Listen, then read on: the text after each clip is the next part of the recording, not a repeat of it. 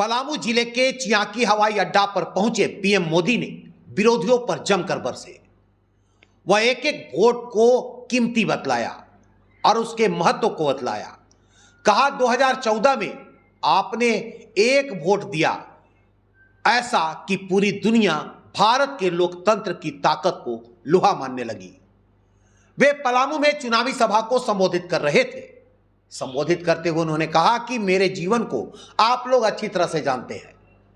मैं गरीबी का जीवन जी कर आया हूं। गरीब की जिंदगी कितनी तकलीफ वाली होती है, उससे मैं गुजरते गुजरते आया हूं। इसलिए 10 वर्षों में गरीब कल्याण की हर योजना की प्रेरणा मेरे अपने जीवन के अनुभव से जन्म लिया है।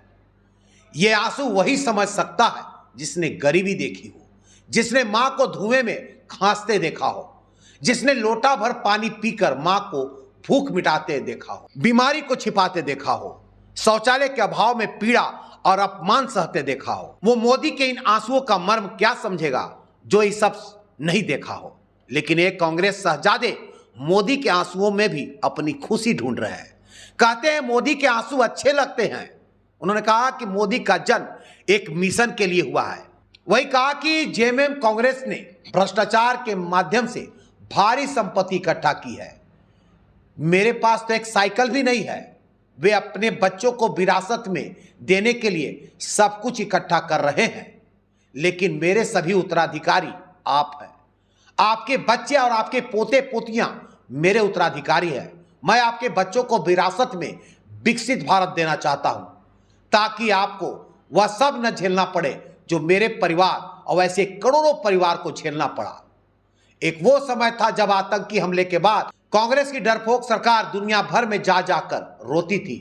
वो वक्त चला गया जब हम दुनिया में जाकर रोते थे। आज स्थिति यह है कि पाकिस्तान दुनिया में जाकर रो रहा है।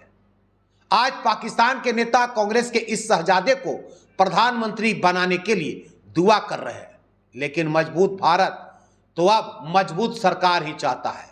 आप सभी अपने एक वोट के महत्व को बहुत अच्छी तरह जानते हैं। 2014 में आपके एक वोट ने ऐसा काम किया कि पूरी दुनिया भारत के लोकतंत्र की ताकत को सलाम करने लगी। आपने 2014 में अपने एक वोट से कांग्रेस की महाभ्रष्ट सरकार को हटा दिया। आपके एक वोट ने भाजपा एनडीए सरकार बनाई और आपके इस एक वोट की ताकत का परिणाम क्या हुआ? आज भारत का पूरी दुनिया में डंका बज रहा है। प्रधानमंत्री मोदी बोले 500 साल से हमारी कितनी पीढ़ियां संघर्ष करती रही, इंतजार करती रही, लाखों लोग शहीद होते रहे। 500 साल लंबा संघर्ष चला। शायद दुनिया में इतना लंबा संघर्ष कहीं नहीं हुआ होगा जो अयोध्या में हुआ। आपके वोट की ताकत तो देखिए। 500 साल तक अनेकों पीढ़ियां बीत गई, लेकिन जो काम नहीं हुआ वो आपके एक वोट से आज राम मंदिर बनकर तैयार हो गया। कहा पशुपतिनाथ से लेकर तिरुपति तक फैला था नक्सल आतंक, अब खत्म हुआ खौफ। जब तक मोदी जिंदा है, धर्म के आधार पर आरक्षण नहीं होने देगा। वही नक्सली और आतंकवाद को लेकर कांग्रेस और इंडी गठबंधन के दलों पर जमकर निशाना साधा। कहा झारखंड, छत्तीसगढ़, बिहार, उड़ीसा, आंध्रा, पशुपति से लेकर तिरुपति तक नक्सली थे। जनता के वोट की ताकत से नक्सलियों से मुक्ति दिलाई और धरती को लहूलुहान होने से बचाया। कहा आतंकी हमले के बाद कांग्रेस सरकार पाकिस्तान को भेजती थी लव लेटर। लव लेटर के बदले पाकिस्तान आतंकी भेजता था, लेकिन अब भारत बदल गया है। उनकी सरकार घर में घुसकर मारने वाली है। सर्जिकल स्ट्राइक ने पाकिस्तान को हिलाकर रख दिया है। पहले हम दुनिया में रोते थे, अब पाकिस्तान रो रहा है। मजबूत भारत, मजबूत सरकार है। उन्होंने कहा कि मोदी मौज मस्ती के लिए नहीं, मिशन के लिए पैदा हुआ है। वहीं मोदी के हर बातों पर लोग तालियां बजा रहे थे और बार बार मोदी मोदी के नारे लगा रहे थे। मोदी जब तक भाषण देते रहे तब तक वहां मौजूद लोग मोदी मोदी के नारे लगाते रहे और अब की बार 400 पार के नारा लगाते रहे। मोदी ने जाते जाते सब लोगों से अपील किया कि आप मेरा एक काम कर दो। सभी लोगों से पूछा क्या आप करोगे? लोगों ने कहा हां। तो मोदी ने कहा कि आप मोहल्ले के हर घर में जाना और कहना मोदी ने जय श्री राम बोला है। इस पर जबरदस्त तालियां बजी। यानी मोदी मैजिक जो बोला जाता है उसका असर सीधा देखने को लोगों को मिला। और हम अब पूछते हैं लोगों से, राय लेते हैं कि लोगों में कितना असर मोदी छोड़ गए हैं। प्रधानमंत्री के आने के बाद वोट में कितना इजाफा होगा? बहुत ही इजाफा होगा। चारों तरफ पूरा घर घर मोदी जी का नारा चल रहा है। और विष्णु दयाल राम जी जो हमारे 2 बार के सांसद हैं, पूर्व में रह चुके हैं, उन्होंने भी इस क्षेत्र के विकास के लिए बहुत ही सराहनीय कार्य किया है और आगे भी करते रहेंगे, इसकी पूरी उम्मीद है। और इस बार फिर से हम लोग 400 पार करेंगे और मामूल संसदीय क्षेत्र से वोट प्रतिशत बढ़ेगा, बहुत ज़्यादा इजाफा होगा। विपक्षी आरोप लगा रहे हैं कि मोदी जी ने जो भी वर्क पिछले 2019 में जितना वादा किए थे वो वादा नहीं सफल। नहीं, उन लोग तो ऐसे ही आरोप लगाते ही रहते हैं। उन लोगों को तो बस आरोप ही लगाना है, काम रह गया और तो कुछ काम रहा नहीं है। आगे मोदी जी बहुत सारा काम जो बचा हुआ है, 10 सालों में बहुत सारे कार्यों को उन्होंने पूर्ण किया है और आगे भी जितनी भी कार्य बची हैं सारे कार्यों को पूर्ण करेंगे। हम लोग यही उम्मीद करते हैं और हम लोग कार्यकर्ताओं में बहुत जोश है। अब देख रहे हैं पूरा हुजूम उमड़ा हुआ है जन सैलाब की तरह। इससे उम्मीद कर सकते हैं कि क्या वोट प्रतिशत रहेगा और क्या इजाफा होगा। देखिए, रहा नरेंद्र मोदी जी का सवाल, तो उनकी जो छवि है देश में, उनकी जो छवि देश में बनी है और जो आप देख यहाँ रहे हैं, कोई भी कार्यक्रम होता है तो सुबह 8 बजे आपको कहीं पे भी इतना भीड़ नहीं मिलेगा जितना आपको लोग यहाँ देखने को मिले। और रही विकास की बात, तो आप कभी गए नहीं हैं, आप डिपार्टमेंट कभी घूमिए, डिपार्टमेंट का फाइल देखिए, तब आप विकास की बात करिए। आप कोई भी बात हवा में कर देते हैं या ये कह देते हैं कि वो जुमलेबाजी कर रहे हैं, तो आप डिपार्टमेंटल जाइए, फाइल देखिए कि काम हो रहा है नहीं हो रहा है, तब आप किसी पे उंगली उठाइए। और रही 400 पार की बात, तो वो 400 पार नहीं, वो अगर 500 पार की बात रही तो वो भी पूर्ण होगी, क्योंकि आप जो गठबंधन उसमें अभी तक ये स्पष्ट हो पाया कि प्रधानमंत्री कौन बनेगा। इनके आने के बाद कितना वोट प्रतिशत होगा? इनके आने के बाद जो मान के चले पहले की 20% थी, तो वो अब 90% हो जाएगी, बढ़ेगी, बिल्कुल बढ़ेगी। वोट प्रतिशत घटेगा, बिल्कुल बिल्कुल। तो ये जो मतलब जो विपक्षी लगातार आरोप लगाते रहे, उनका मतलब क्या कहेगा? तो आरोप, वही तो मैं कह रहा हूँ कि वो हर जगह पे आरोप लगा रहे हैं। कोई स्पष्ट हमें दिखाएं तो कि यहाँ पे ये चीज़ है, आपने ये चीज़ गलत किया है, वो तो आप हमें दर्शा सकते हैं। 400 पार्क में उसमें एक कड़ी यहाँ भी जुटेगी। जी बिल्कुल जुटेगी। आप कोई भी कार्य को स्पष्ट करके दिखाएंगे। आप जैसे हमसे सवाल कर रहे हैं, तो सवाल कुछ लॉजिकल होनी चाहिए ना, कि हम ऐसी हवा में बात कर लिए, ये हो गया वो हो गया। आप धरातल पे तो आइए, ज़मीनी स्तर पे तो काम करें। मोदी जी का भाषण बहुत यथार्थ था, बहुत प्रभावशाली था और मोदी जी का भाषण से पलामू में भाजपा की जीत तय है। क्या लगता है वोट प्रतिशत बढ़ेगा कि पिछले बार से घटेगा? बढ़ेगा। क्या मतलब क्या उम्मीद से आए थे आप? हम लोग उम्मीद से आए थे कि मोदी जी आएंगे, हम लोग का उत्साह वर्धन करेंगे। हम लोग बीजेपी के कार्यकर्ता हैं और हमारा उत्साह वर्धन हुआ और हम लोग दुगने जोश से काम करेंगे।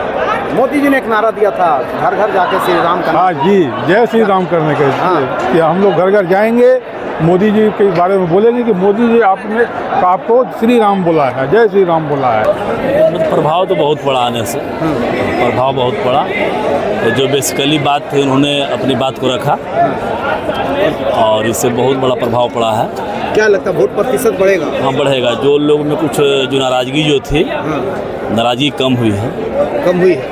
जैसे हम लोग राजपूत परिवार से हैं, हम लोग को मन में नाराज़गी थी, इनके आने से बहुत तरह की बात इन्होंने सरलता से जो रखा, उस बात से हम लोग प्रभावित हुए हैं। और जो वोट इनको नहीं मिलने वाला था, वो हम लोग वोट अब इनको देने जा रहे हैं। मतलब आप राजपूत परिवार भी इन्हें वोट देगा? हाँ देगा। कैसा लगा? मोदी जी का भाषण बहुत ही बढ़िया है, उत्साहवर्धक है। जिन्होंने मैगी भाषा में, हमारे पलामू भाषा के शब्दों में जो उन्होंने पहले आकर जो उन्होंने बोला, वो बहुत ही उत्साहवर्धक था।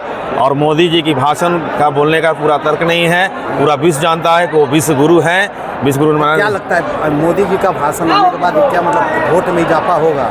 वोट इजाफा पहले से भी है और मोदी जी के भाषण के बाद पूरा पलामू में भाजपामय हो गया, फूलमय हो गया, हिंदुत्वमय हो गया, सनातनमय हो गया। क्या सोच के आए थे आप? मोदी जी का भाषण क्या सुनना चाहते हैं? मोदी जी का भाषण जो हम सुनने आए थे कि सभी वर्गों के लेकर चले, सभी बातों रखें। उन्होंने सारी बात रखा, चाहे वो कांग्रेस का जो भी 50% दूसरे को अपने संपत्ति देने के छीनने की जो बात बोलकर दूसरे को देने की संपत्ति आई है। हमारे विरासत में जो मिला हुआ संपत्ति है, हम 50% वो कांग्रेसियों जेएमएम के जो भाषण और मैन्युफैक्चरिंग में जो है वो सबसे अच्छी बात रही, जिन्होंने बताया कि जेएमएम और कांग्रेस की सरकार आने के बाद आपके विरासत चली जाएगी 50%। मतलब उनकी बात से आप सहमत हैं? बहुत सहमत हैं। मोदी का परिवार क्या नाम होगा लगता है? हमको तो विपक्ष कहीं नज़र ही नहीं आ रहा है। और आज मोदी जी जिस तरह से आए, वो रही सही जो कसर थी वो पूरा पार कर गया। यहाँ का जो चुनावी सरगर्मी था वो पूरा तरह से बढ़ गया है।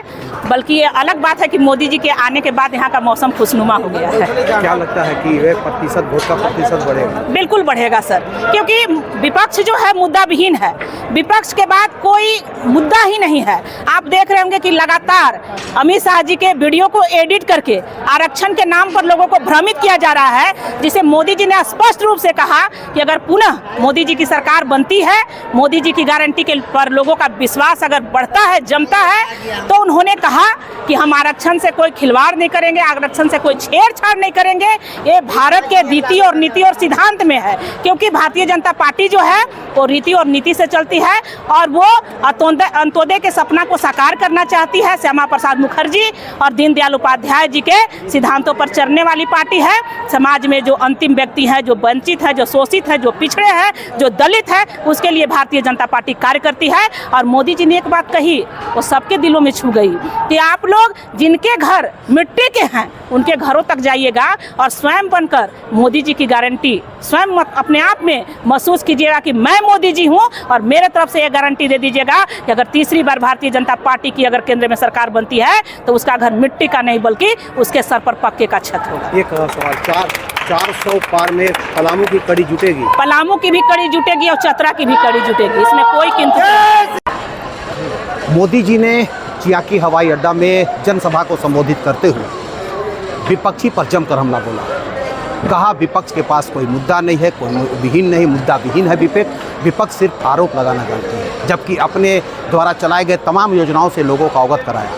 यही नहीं, तीसरी बार की भी गारंटी दे के गई और कहा कि अगर मोदी की सरकार तीसरी बार बनती है तो अगली बार जब हम आएंगे तो यहाँ पर कोई भी कच्चा मकान नहीं मिलेगा। यानी कह सकते हैं कि उन्होंने गारंटी दी है कि मोदी की गारंटी है। और जिस तरह से यहाँ पर लोगों की प्रतिक्रियाएं हैं उसमें यह साफ तौर पर दिख रहा है कि 400 पार का जो नारा है उसमें एक कड़ी पलामू भी जुटेगी, क्योंकि लोगों में एक गजब का उत्साह दिख रहा है। मोदी के आने के बाद लोगों में उत्साह व उमंग बढ़ी है। हालांकि मोदी जी के कार्यक्रम को लेकर सुबह से ही लाखों लोगों की भीड़ यहाँ उमड़ पड़ी थी और मोदी जी के हर एक शब्द पर लोगों की तालियाँ बज रही थी। हर हर मोदी, घर घर मोदी, मोदी मोदी के नारे लग रहे थे। और मोदी जी ने लोगों को गारंटी दे करके अपनी गारंटी भी दिया है कि जो उम्मीद है, जो भरोसा आप लोगों ने किया है उस पर जो है मतलब हम खरे उतरेंगे उस विश्वास पर। कहा कि आपका एक एक वोट कीमती है, आपका एक वोट ने इस देश को मजबूती दी है, इसलिए आपका एक एक वोट कीमती है। आप अपने जो यहाँ के प्रत्याशी हैं उनके पक्ष में मत देने की अपील की। साथ ही एक वादा भी लिया कि आप जिसके घर जाएं हर घर में जाएं और जय श्री राम का नारा दे करके उनको जगाने का भी काम करें ताकि वो इनका वोट प्रतिशत बढ़ सके। अब देखना यह दिलचस्प होगा कि आगामी 13 जो मई है मतदान दिवस है, उसमें मोदी मैजिक का कितना प्रभाव पड़ पाता है और लोगों में कितना उत्साह रह पाता है। क्या मोदी के मैजिक शो पलामू में चल पाएगा, इस पर जो है ये तो आने वाला वक्त तय करेगा। लेकिन फिलहाल मोदी ने एक जंग छेड़ दी है, एक माहौल बना दिया है चुनाव का, और इस माहौल के एक जो भाजपा का जो माहौल बना है उसमें भाजपा के सभी लोग पिरो रहे हैं। भाजपा के कार्यकर्ताओं में भी काफ़ी उत्साह है, आम लोगों में भी काफ़ी उत्साह देखने को मिल रहा है।